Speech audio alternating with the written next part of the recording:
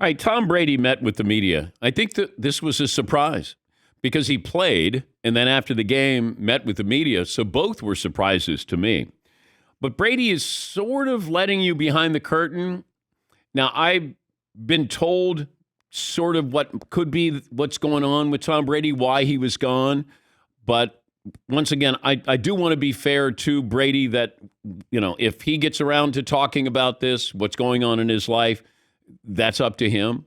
But I was told this, not in confidence, but I said, that's not what I want to do. If Tom wants to talk about what's going on in his life, good or bad, that's up to him. But Brady, this is the first time I don't know if you can say I felt sorry for Tom, but I don't know. I don't even know the emotion. Like I heard it and I just went, dang. Like that's not scripted. That felt like this was real. And a lot of times you can tell. And as many years as I've been doing this and the interviews that I've done, sometimes you can tell when somebody's being real and when somebody isn't. Here's Tom Brady talking about what he's been going through. It's all personal. Everyone's got different situations they're dealing with. So we all have really unique challenges to our life. And, I'm 45 years old, man. There's a lot of going on. So, you just got to try to figure out life the best you can. And, it's a continuous process. There was uncomfortable laughter there, and it wasn't Brady. Like the media was like, wait, being serious. Because we look at Tom Brady. He's got everything, right? Right? He's the quarterback who got the cheerleader. And it turns out to be the head cheerleader of the world.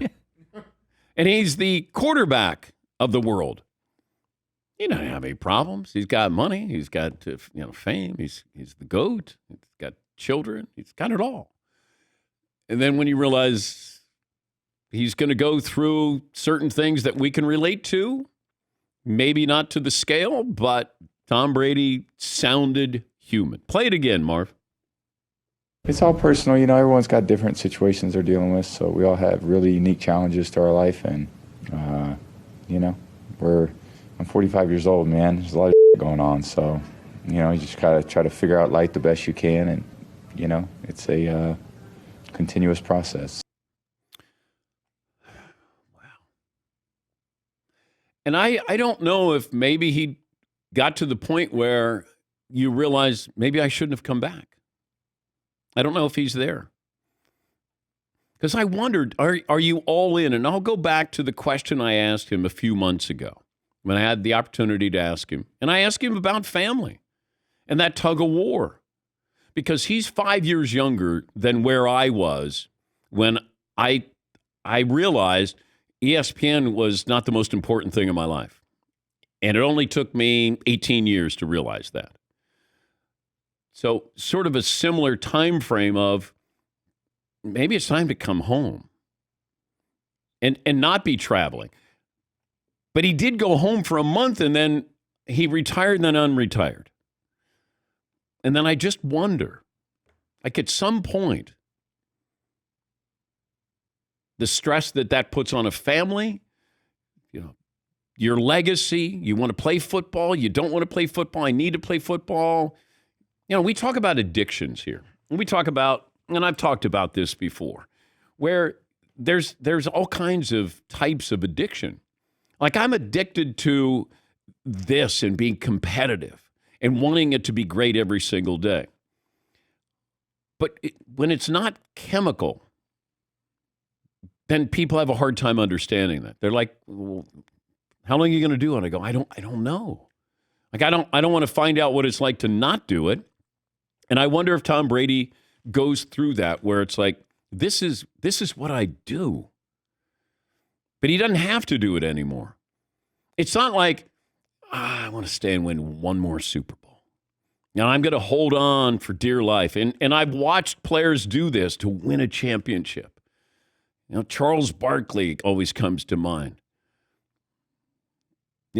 Stockton, Malone, can we do it one more time? Malone goes to the Lakers. Charles goes to Houston.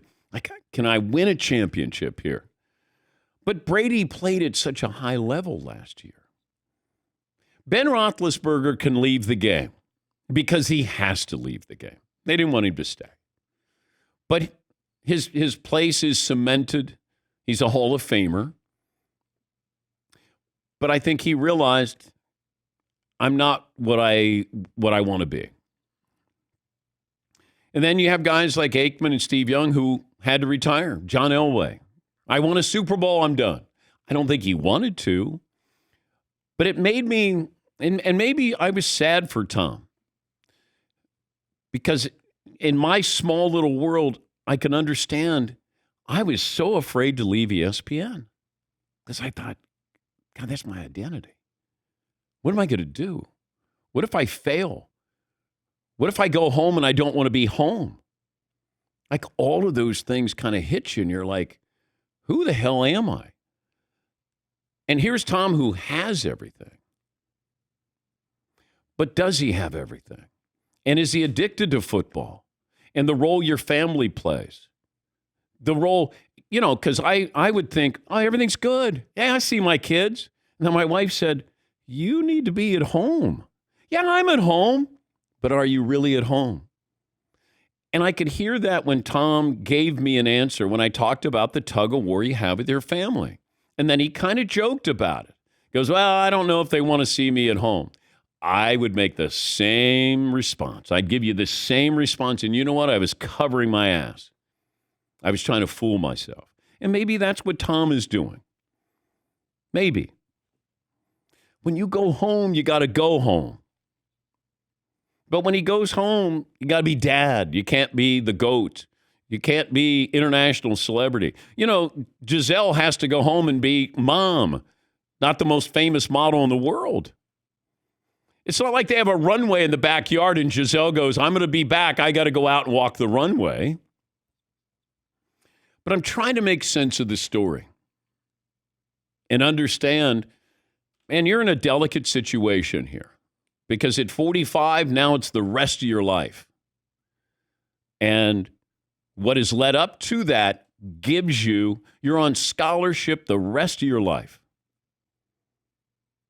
But you got to make sure everybody understands, including Tom Brady, what is the rest of my life? Who is the rest of my life with? What is my what is my place now?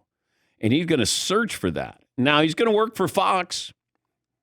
But then once again, how dedicated, all in, preparing for a broadcast, like you can't turn it off.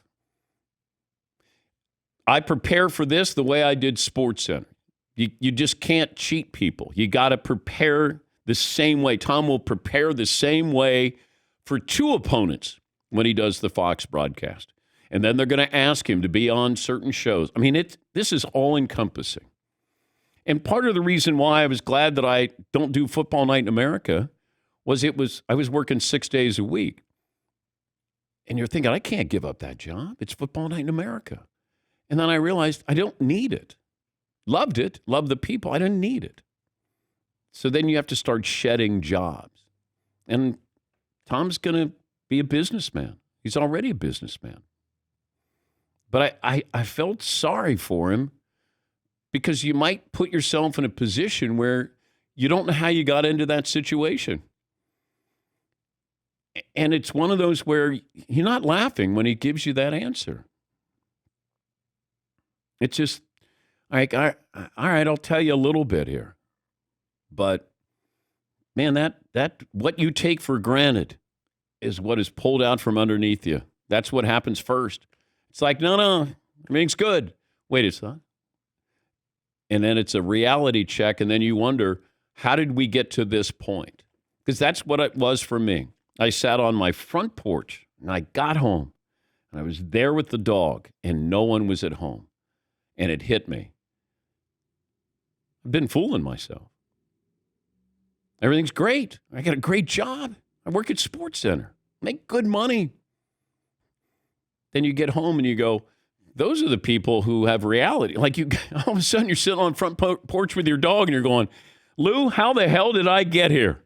And he's looking at me like, who are you? We haven't seen you. And Lou's not a big SportsCenter fan. Rest his soul. Yeah, Paul. based off that and the line you're going down here, I also wonder if Tom is a little bit addicted to the experiment that is himself with TB12. And remember 6 years ago when he said, I would consider playing a 45, and people laughed. And the TB12 method, he said, I'm more pliable. And we laughed about that and said, no, it can't happen. We're here now. He threw 43 touchdowns last year. I wonder if that's part of it too. This almost like health experiment that is Tom Brady that is not tailing off at age 45. And he's like, how far can I push this? I didn't tail off. I'm not Ben Roethlisberger. And that's part of the experiment addiction. Yes, But then, just again, following sort of your lead here, you have to wonder how much trouble is worth 1 year of football. Maybe 2 years of football versus an entire lifetime? Yeah. If that's the case, then you need to get a grip. But I don't know if you can. Of course you can. Well, it's easy to be told to get a grip. Time is going to force him to get a grip. I'm telling you, I know from personal experience. Get a grip, understand the magnitude. I didn't want to give up ESPN. But the difference is that you could have stayed at ESPN for the next 20 years and done the exact same thing, and it would have been, okay, no problem. The league is going to push him out, and then he's going to have to go home again. Oh, management might have pushed me out of ESPN. Yeah, okay, well, management, but your skills weren't going to push you out. Well, thank you. Thank you. Yeah. I think that's the difference. Do I want to do this for the next 20 years, or how important is the next 2 years? Yeah. Because that's all I got.